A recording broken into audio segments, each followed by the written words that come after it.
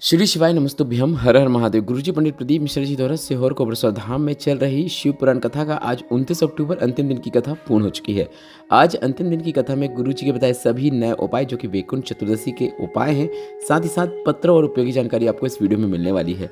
अगर किन्हीं कारणवश आपने आज अंतिम दिन की शिव पुराण कथा नहीं सुन पाई है तो संपूर्ण कथा का रास्ता तो आपको इस 8 मिनट के वीडियो में मिलने वाला है। इसके साथ ही साथ 30 अक्टूबर और 31 अक्टूबर दोनों दिन आंवला नवमी की तिथि है और इन दोनों दिनों में आप कौन से उपाय कर सकते हैं, धार्मिक मान्यताओं के अनुसार 5 प्राचीन उपायों की जानकारी भी आपको इस वीडियो के माध्यम से मिलने वाली है। वीडियो अंत तक देखें, उपयोगी वीडियो है और आंवला नवमी से संबंधित जानकारियाँ विशेष हैं।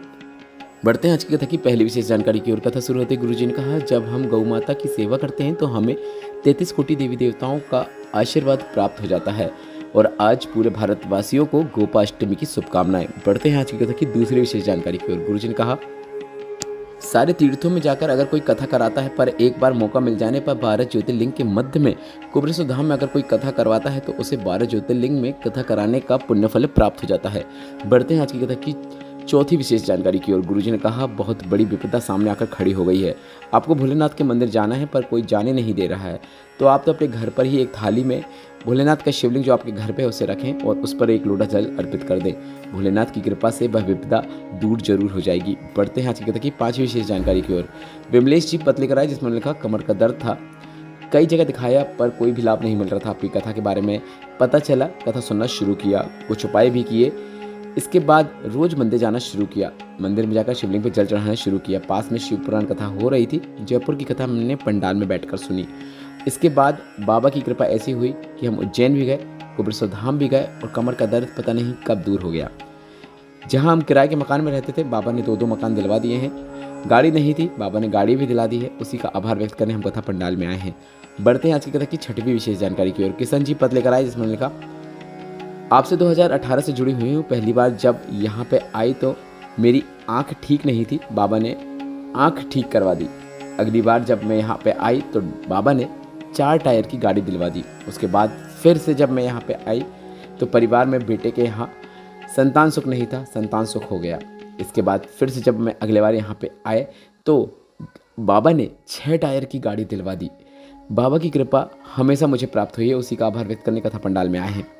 बढ़ते हैं आज की कथा की 7वीं विशेष जानकारी की ओर। लक्ष्मी जी पत्र लेकर आई जिसमें लिखा, आपकी कथा 7 साल से सुन रही हूँ, देख रही हूँ। गर्भाशय में गांठ हो गई थी, डॉक्टर ने बच्चेदानी को निकालने को कह दिया था। मैं बहुत घबरा गई, ऑपरेशन की तारीख लेकर आ गए। पड़ोसन जिसे मैं बिल्कुल नहीं मानती थी उसने सीहोर कोबरेश्वर धाम जाने को कहा, मंदिर जाने को कहा। मैंने मंदिर जाना शुरू किया, शिव पर जल चढ़ाए कर उस जल को प्राप्त करके नंदी भगवान के पास बैठकर उसका आचमन करना शुरू किया। आज बाबा का धन्यवाद करना चाहती हूँ।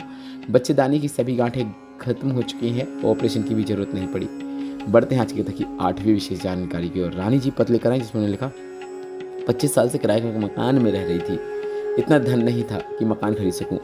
मंदिर जाना शुरू किया, कोबरेश्वर धाम भी गई। 25 साल बाद बाबा की कृपा से मकान मिल गया है और बेटे की यूपी पुलिस में नौकरी लग गई है, उसी का आभार व्यक्त करना चाहते हैं। बढ़ते हैं 9वीं विशेष जानकारी की ओर। शारदा जी पत्र लेकर आई जिसमें लिखा, बड़ोदरा कथा सुनने के लिए गई थी, उस समय आप पर विश्वास नहीं था। बाबा से पंडाल में बैठकर मांगा कि बेटी की जॉब लग जाए, उसी का धन्यवाद करना चाहती हूँ, बेटी की जॉब लग गई है। बढ़ते हैं आज की कथा की 10वीं विशेष जानकारी की ओर।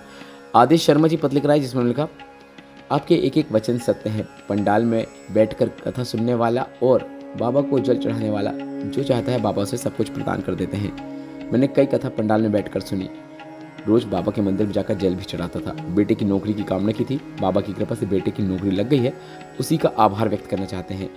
बढ़ते हैं कथा की 11वीं विशेष जानकारी की ओर। वैकुंठ चतुर्दशी के दिन किए जाने वाले विशेष उपाय की जानकारी देते हुए गुरुजी ने कहा, इस दिन आपको दीपदान तो जरूर करना है और इसके साथ ही साथ यह एक ऐसा दिन है, वर्ष भर में केवल एक दिन होता है जब महादेव को तुलसी अर्पित की जाती है, विष्णु भगवान को बेलपत्र अर्पित की जाती है। यह रात्रि के समय उपाय किया जाता है और बेलपत्र और उस तुलसी को शहद के साथ एक डिब्बी में रख लिया जाता है। कुछ लोग उस शहद को बुद्धि बढ़ाने के लिए, विद्वान होने के लिए उपयोग में लेते हैं, चाटते हैं और बच्चों के बुद्धि विकास के लिए भी उन्हें भी यह शहद चटाया जाता है। कुछ लोग अपने नेत्रों की रोशनी में वृद्धि के लिए अपनी पलकों के ऊपर भी उस शहद को लगाते हैं। बढ़ते हैं आज की कथा की 12वीं विशेष जानकारी की ओर। अब धार्मिक मान्यताओं के अनुसार आंवला नवमी के 5 विशेष उपाय जो कि आज गुरुजी ने तो नहीं बताए हैं, पर हिंदू धार्मिक मान्यताओं के अनुसार यह उपाय सभी करते आते हैं। आपने नहीं किया है तो इस आंवला नवमी को आप अवश्य कीजिएगा। आंवला नवमी के दिन कौन कौन से आप उपाय कर सकते हैं, उसमें से पहला उपाय यह है कि आंवला नवमी के दिन आंवले की पेड़ की पूजन अर्चन की जाती है। सुबह उठकर आंवले के पेड़ की पूजन अर्चन करें, पेड़ की जड़ में जल और कच्चा दूध अर्पित करें, हल्दी कुमकुम का तिलक लगाएं पेड़ में और घी का दीपक प्रज्वलित करें। दूसरा नियम यह है, परिक्रमा करना है और कलावा बांधना है। पेड़ के चारों ओर लाल धागा का कलावा 7 बार या 9 बार या 11 बार, जो आपसे ठीक बने उतनी बार आपको लपेटना है, परिक्रमा करते हुए लपेटना है। 7, 9, 11 या 108 जितना आपसे बन सके। मंत्र जाप करें, जो मंत्र आपको आता है वह मंत्र का जाप करें। आंवले के पेड़ के नीचे बैठकर पूर्व दिशा की ओर मुख कर आपको मंत्र का जाप करना है। 108 बार मंत्र का जाप करना है। आप ओम नमो भगवते वासुदेवाय इस मंत्र का जाप करें। तीसरा उपाय, दान और पुण्य। इस दिन आंवला, पीले वस्त्र, हल्दी, घी और अनाज का आप दान कर सकते हैं। यह अक्षय नवमी है। इस दिन किए गए दान पुण्य आपको पूरे जीवन में उसका फल प्राप्त होता रहता है, क्योंकि आपका किया गया दान पुण्य और पूजन इस दिन का कभी भी क्षय नहीं होता है। बढ़ते हैं आंवला नवमी के दिन किए जाने वाले चौथे विशेष उपाय की ओर। आंवला नवमी के दिन आंवले के वृक्ष के नीचे भोजन करना बहुत ही आवश्यक माना गया है, बहुत ही फलदायी माना गया है। आंवले के पेड़ के नीचे बैठकर ब्राह्मणों को आपको भोजन कराना है या फिर स्वयं के परिवार सहित आपको भोजन करना है। ऐसा करने से आपको आरोग्यता की प्राप्ति होती है, मतलब परिवार में रोग मुक्ति सभी को प्राप्त होती है। अगर कोई रोग ग्रसित है उसे भी अगर यह आंवले के वृक्ष के नीचे भोजन कराते हैं, कुछ खिलाते हैं, तो उसे भी लाभ देखने को मिलता है। घर में सुख शांति बनी रहती है। अब बढ़ते हैं कथा की 13वीं और अंतिम जानकारी की ओर। गुरुजी पंडित प्रदीप मिश्रा जी ने बताया कि 4 नवंबर 2025 को हरिहर मिलन महोत्सव सीहोर कोबरेश्वर धाम को शाम को मनाया जाएगा।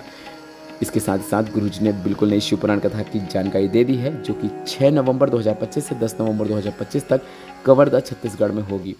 कवर्धा छत्तीसगढ़ वालों, करो तैयारी, आ रहे हैं कुबेर भंडारी। इसके साथ ही साथ 14 नवंबर से 20 नवंबर 2025 तक भी देवघर झारखंड में शिव पुराण कथा होने वाली है। सभी कथा का समय दोपहर के 2 बजे से 5 बजे तक रहेगा। और आपको बता दें, हमने आपके लिए एक व्हाट्सएप चैनल बनाया है, जिसकी लिंक मैंने कमेंट बॉक्स में पिन कर दी है। व्हाट्सएप चैनल पर कई प्रकार की जानकारी आपको मिलती है, जो हम आपको यूट्यूब के माध्यम से नहीं दे पाते हैं। तो व्हाट्सएप चैनल में भी हमें फॉलो जरूर करें।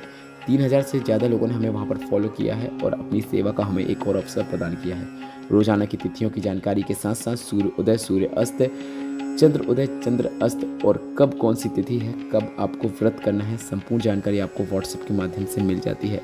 तो कमेंट बॉक्स में दी गई लिंक पर टच करके आप हमें व्हाट्सएप में फॉलो जरूर करें।